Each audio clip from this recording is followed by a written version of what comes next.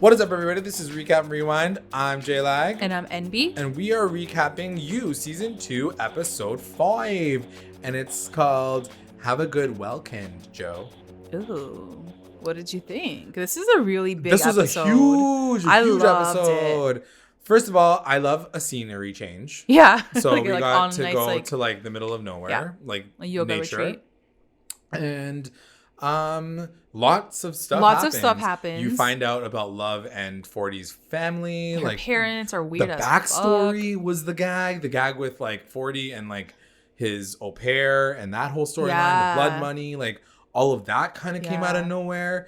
You find out the relationship between like Love and her parents. Lots of stories about like trauma and abuse in this season. Abuse, like just the realness too. I think like the one thing that I do appreciate about this show, and I mean they take it too far sometimes, but I always appreciate a story that isn't like all fluffy and like, oh, this is just what it is. Like dysfunction. I love dysfunction. Gossip Girl. Like shout out to like Penn Badgeley from that show too. But like everybody was fucked up. Serena was like so fucked up.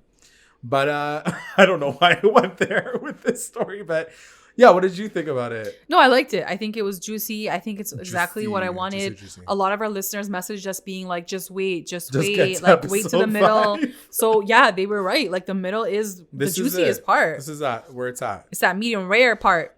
Medium rare. So yeah, we start off. It's Love's family's retreat to like honor her parents or like whatever they're there for, some bullshit. It's their anniversary, I think. That's they're renewing their vows or whatever. They're renewing the vows, yeah. And I think like right at the top of the episode is where we see that moment of 40 introducing Candace to Joe and the rest of the fam. Yeah. And so what did you think of that moment? That reveal was fantastic. I loved it because Candace comes in, she's like unbothered, she's like, I'm here. And he's like, am I dreaming? Yeah. Is this real? I'm shaking her hand. Oh shit, this is real. Yeah. So he has like a moment. I'm surprised he didn't motherfucking faint. Like he didn't lose his shit or something. But he like kept his composure, tried to like fake it until he made it, and then he like pulls her aside. She's like, haha, Will Bettelheim? That sounds so fake. Sounds like such a fake name. And then he's like, yeah, Amy Adams. So shout out to the book readers, because if you guys don't remember, the first thing that I realized was Amy Adams is the character that's introduced at the very end of You, the novel. Okay. Because Candace is actually dead in the book. Yeah. So the first thing I thought it was they are merging both of their storylines together. So he's having like Candace must have Candace the same storyline in the as Amy Adams does. Like she's like taking her revenge on him. But anyway, yeah. I thought it was great the way that I just wanted to hear Candace's story, like what happened in between the time where like, and we get that, like but I was just like waiting for that moment. I'm like, wait, and now I want to know what really happened. Where was she the whole time with like Beck and Joe? Like, you know, like those are the pieces that I wanted solved in this episode, and we totally got that, and I was satisfied with it. What did you think of how it all plays she does out? So like later on, like her and Joe like have a moment like separately. Yeah, and talk. She does explain how she found him, because that's what he wants to know. He's like, how the fuck did you find me? And basically someone was recording 40's freak out at Hendy's house. Yes. And Joe's in the background sounding like an idiot. Hi, I'm right here. Yeah. And she's like, it was just like a random video that I watched. It was like clickbait about the stars. And she's like, I watched it. The one thing that I find is really interesting is the same thing happened for when she found him in New York as well. She's like, I found about this book about that girl that like killed herself, and like there you were. I'm like, are you really that studious and like that aware of what's going on in all of the world that you're like, there's a murder right here, he must be involved in it. There's a party that's happening in LA, he must be there. Like she's not a super sleuth. She's not like a private But she wasn't looking for him. She was like, I just saw a famous person's video and I clicked on it. Like, and then so it's just showing her. Like, it's just showing her curiosity. Like, it's like a clickbait video on YouTube. Like, she literally like tags it as like, see how the stars live, because it was like an inside. It was like being inside like Drake's house. Let's say you're watching a video on that. Like, I'd watch it. And so she watched it, and he was like in the background. He's an idiot. He shouldn't have like been there. But also, aren't the police looking for him in New York? I don't think they know what he looks like, though, do they? Who Joe looks like? Yeah. Oh yeah, true. They probably don't. Like, he's not on anyone's list. But wasn't there a private investigator at the end of last? Yeah, there was. Season? Guys, what happened to that guy? Too many holes. Anyway, yeah. Yeah, there was. Yeah, there was. That was like on his tail. Maybe it'll all come back together. Maybe it'll come back. I hope so. I hate when so he does explain to her. She does explain like how she finds him in LA, and then she's like, it was so easy to like infiltrate 40. He's like a fucking moron. Yeah.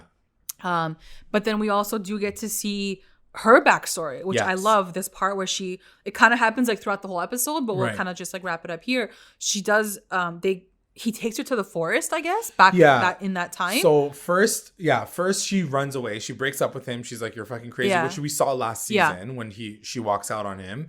He follows her down the alleyway, knocks her out. She wakes up in the back of a van. He's parking in the middle of nowhere. It's in like Potomac. Is Potomac a place in New York? I don't know. Potomac's a place in like Georgia. Oh. Anyway, he takes her to like a very remote woodsy area, like in the middle, like it's not in town. Was it Poughkeepsie? I feel like it started with a P, but I don't know. I don't remember. But yeah, so he takes her to like the forest. Yeah.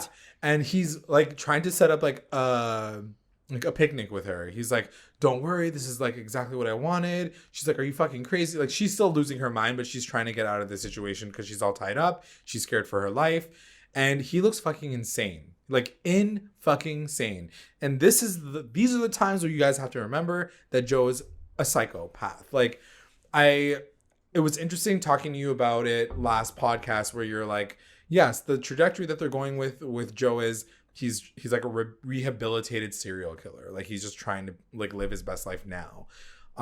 I just can't get behind it because you watch these moments. No, I'm not behind it. This is bullshit, man. No, I'm not. I'm definitely not behind it. I'm just saying that's where he is right now. That's where his character arc. He's trying to do. At this point with Candace, he was still fucked up. Fucking psychopath. And didn't know any better, right? So yeah, and it gets even worse after when he tries to justify. He's like, I didn't do anything. I didn't try to kill you. It made me sick. Like what? Hearing that whole story. So yeah, he basically like pushes her. She runs away. And it's funny that same thing happened with Hendy. He pushes everything like accidentally they just died. He just like has too much strength in his scrawny fucking body. Like so she's screaming for help and he tries to stop her. He like hits her head over, like she gets her hit. They don't really show it though. With like a log, like the log behind her. Like he pushes her or he like smacks her. He like grabs her from the floor and like pushes her back down and then she hits her head. And so he thinks that she's dead, but of course she's not. And then he covers her with like leaves and shit. Right. And then it shows, it was a really cool cut because it happens in the episode, which I kind of want to cut back to that before we get to the final scene where she emerges from the dirt and she's alive and she goes to the police. Before that all happens, she, during this like Wellkend, they're setting up all these like holistic, fancy meditative moments. One of them is someone in the middle has to like talk about their intention and then they like hug everybody around them. So she goes to the middle and she is like, I want to go to Italy, like kind of like pushing him to be like, yo, I didn't go to Italy because you fucking tried to kill me, you psycho. And no one wants to give her a hug, like no one steps forward. So then Love is like, yo, take care of 40's girlfriend, can you just like go give her a hug? So Will goes up, like why wouldn't she go up and like, hug her? Like Joe goes up, gives her a hug. But she doesn't want to hug him. She doesn't want to hug him. Yeah. The mom forces them to hug, and then it closes up on her hand, and then that's when you see. You know what? It was a really like beautiful scene to show because I think very rarely like do victims get to have that moment with their perpetrator. Like it was a really fucked up moment. What did you think of that whole situation? Though? It was fucked up. I hated every single second of it. But I didn't like it because number one, how dare you put a victim in front of their fucking abuser? Not even abuser. Like he tried to murder her. He literally tried to kill her. Guys, I know like abuse is really bad, but there's a difference between like smacking someone and then like trying to literally murder them. So again, there's no coming back from this. Like if it was an abusive boyfriend or like a certain time period in your life where like maybe those two people are trying to work it out and like maybe the guy has tried to get better. Exactly. But this guy's a fucking killer. So there's no coming back. There's no hug it out. He like buries her because he thinks she's dead. Yeah. Like what is wrong and with I did appreciate that moment, showing that moment because it does tie her trauma back into it all because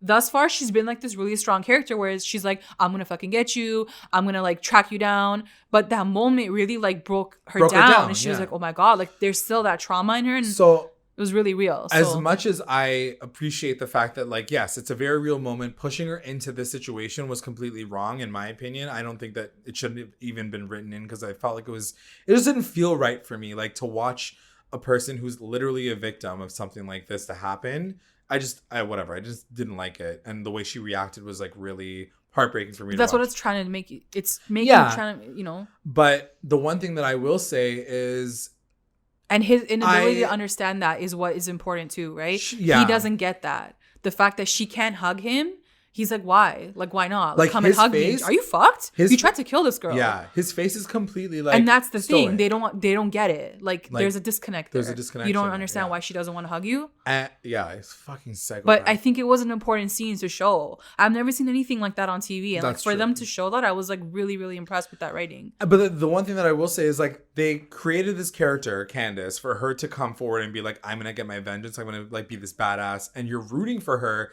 to get that vengeance, and she has a plan. We're all assuming she's got a motherfucking plan, okay? This woman breaks down in like 2 seconds and, like, literally can't do anything for the rest of the episode. And now she has zero plan at all. Well, not necessarily. She just says that, like, because he asks her, he's like, what are you going to do? And she's like, well, I'm not going to do anything right now because it's their weekend. So, like, I'm not going to take you down in this moment.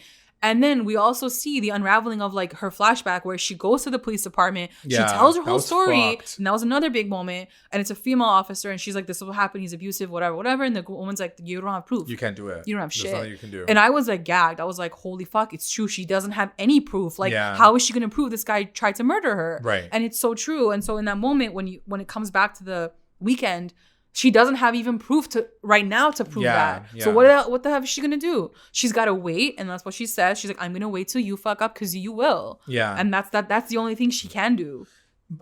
It just, I don't know. Watching this tense situation between two people, I in the beginning I was like, she's this badass bitch. She's gonna come in and she's gonna be like, I've been hardened by, like, the wrongdoing that he's done to me. Seeing her as a victim now, it was hard for me to watch her try to go through this, because I don't think any victim would be like, now I'm going to continue to stand by you as I'm trying to rebuild myself. I feel like there's waves of how people deal with their trauma, and maybe, you know, she tried to live in silence for that whole time when he was with Beck. She tried to not do anything because she couldn't do anything. Right. But it got to a point where she was like, fuck this. I'm going to nail this guy, and I'm going to try to find any way I can to do so that he doesn't do this to anyone else. Right. I think it comes in waves. I don't think you can, like, say, like, it's black and white. Like, this person wouldn't deal with this in that way, and it's for a show. So, like, it has to be drama. Yeah. And she might not get her vengeance, but the fact that she's there is a huge distraction on him. Yeah. And so that might make him fuck up, which is what I think she's probably trying to do too. Right. So I don't necessarily, I think this episode definitely, like, brought a bunch of new layers in that very much intrigued me. But I was also very much walking away from it like, why is the story going this way? What is going to happen now? Like, I'm still on episode 5 with the big question mark being like, how's this all going to fall apart? I really like the episode. And never once in this episode did I ever feel like I was rooting for Joe. Yeah. And I do feel like sometimes they want you to feel that way. Yeah. Or they want you to believe that he can get better, or he found love. No. Like, in my heart of hearts, he is still so fucked up. He doesn't deserve a happy ending. No. So no matter what they're trying to build, no matter how bad he feels or whatever he's trying to do now, like, it's all bullshit. Yeah. So I hope, like, our audience too, like, I hope you guys, like, feel the same way no matter what happens. Right. Like, he doesn't deserve a happy ending. Exactly. No. Yeah. No matter how cute, like, him and Love are on screen, bullshit, whatever. But what's drawing you in now? Like, how it's going to go down? Because I want to see how he's going to go down, for sure. Like, don't get me wrong, that ending scene with him and Love, it was so cute. Yeah. And in another universe, they would be beautiful together, and they both have their trauma, like, and they both have, and, like, they both have their darkness, like, their dark past. And they come together, and, like, his face changes. Like, he feels the love. Like, he's like, he genuinely says, I'm in love. Yeah. And, like, it was so sad that, like, he felt love this late, or, like, he's finally felt it. Point in time. But you fucked up too many times. Yeah. So. See, that's when I feel like you nailed it in the first episode, where, like, everything that he's building now is going to get ripped away because of, like, what he's done. Like, at the core of what you're trying to learn in this whole show and whatever is that like people have, you know, traumas in their life, and maybe they've been raised in a really fucked up way, and like it's, you know, they're a certain way because of how they were, whatever their thing is. But it's like how you like survive from that, or like how do you change your life? I don't know. But his is like too far gone now. Yeah. This would have been a beautiful, like Dexter was that story. Like that was Dexter. Like here's this guy that went through a really fucked up thing in his childhood, but he's like made it work in a good way. Yeah, he's worked it out. And it's too bad that Joe will never get there because he's done too many bad things. Yeah.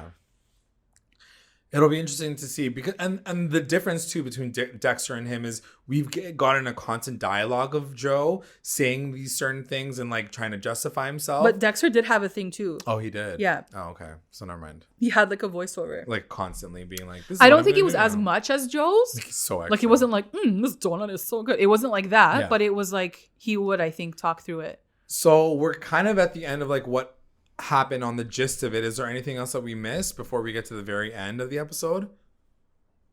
I think that's pretty much it. Like the one big thing that happens 40 like does drugs again, I think, right? 40 does drugs again. There was a scene. The one thing I will say, shout out to the writer who wrote Love's speech with her parents. I thought that was such a well done writing. The acting was fantastic. It really like spoke to me for some reason. Just talking about how love is not perfect and it is fucked up and it is weird and it is crazy and you come together anyway because you love the person. Like I thought it was really, really well written. And then of course 40 goes and fucks it all up. Yeah, so we can talk really quickly about 40 before we get to the end. 40 is like pleading for his parents to like love him and whatever. He goes on drugs before the ceremony.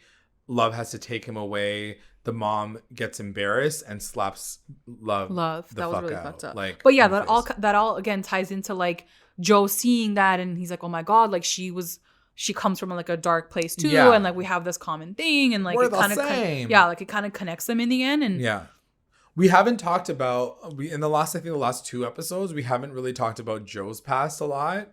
Let's talk about that for a second. So we've been getting these flashbacks with his mom being like a low-key prostitute / and like she's with like an abuser. Was that his dad though, or was that like another random guy? I don't know if that's his dad or her boyfriend. So he's been abused. That's like he's been abused. Right? I think he gets like burned with a cigarette at one point. And then she does say like, one day I'm gonna kill this man. Yeah. So I think that was last episode, but whatever. Like these like little pieces keep coming in. Do you still care? Because I think the first episode it happens. And we were like, why do we need to see this? But that's the thing. I think in the end, it's almost like they're going to show this comparison of like, you can have a really fucked up childhood, but it doesn't make you a killer. Like, like you shouldn't turn you into a killer who kills people. You know, like people deal with it in a different way. And that's what Love was saying too. Like 40 went through this really fucked up thing too. Right. But his was like drug addiction and like he went into that darkness, right? That was a fucked up storyline too. That was really fucked up. The whole thing about like the babysitter being abusive and like having like sex with him or whatever, and then she kills herself and he finds a body. Yeah. Like it got really dark really fast. And that kind of explains why he's so fucked up. And the final big thing that happens that I wanted to talk about really quickly was Candace points out Beck's book to him, The Dark Side of Love, to 40 because they want to produce it. Movie. So I'm like, so basically 40 is making the show You. Yeah. Like he's one of the executive producers on You. Yeah. Essentially. Yeah. Which I thought was really kind of intrigued. I'm really intrigued. Yeah. Like I want to know where they're gonna go with that. Yeah. That was really cool. So it all kind of ends back in LA. In LA at the store.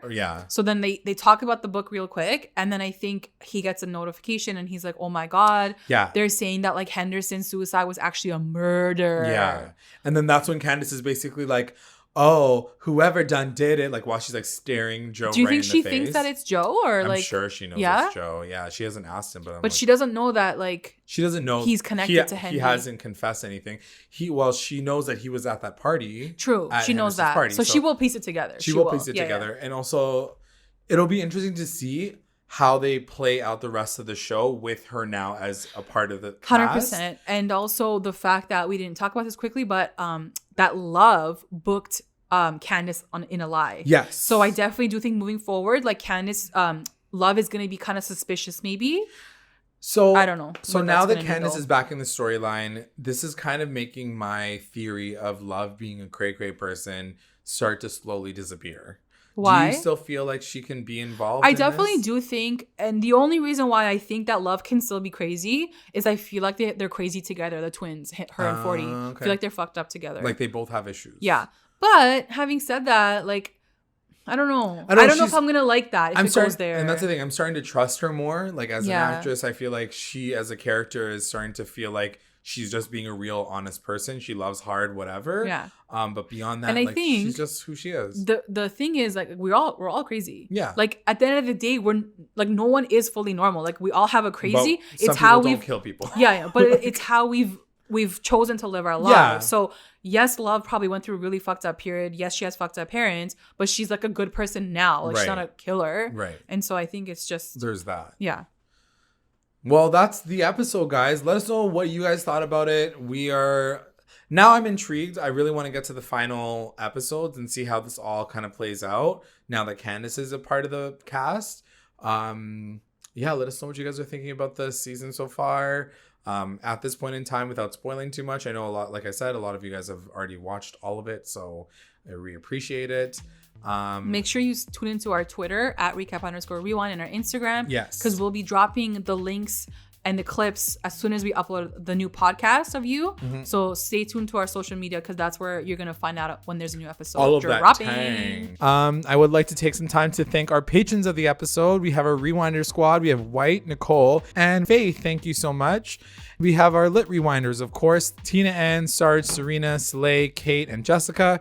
And finally, Mommy Rewinders, Becca, Sarah, Tamala, and Grace. Thank you guys so much. Thank you guys. And if you would like to join our Patreon family, check us out at patreon.com/recap_rewind. If you join, you'll get access to all things Recap, Rewind, exclusive content, and updates. And also make sure you guys are checking us out on all of our socials, Instagram, Twitter, YouTube, Facebook, and you can also find us on Google Podcasts, Spotify, and iTunes. Like, subscribe, follow, review, and comment to stay engaged with us at Recap Rewind. Thanks so much, guys. Bye. Bye.